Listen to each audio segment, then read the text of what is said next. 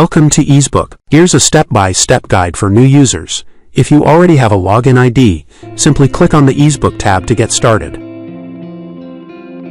Go to Financial Management. Click on Taxation. Go to Setup. Then to Withholding Tax and then click on Withholding Tax section. Click on New Section Law. Select Tax Payment section. Again select Tax Payment section.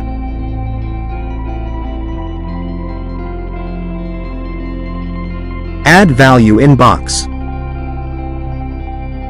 Again add value in box. Add value in third box.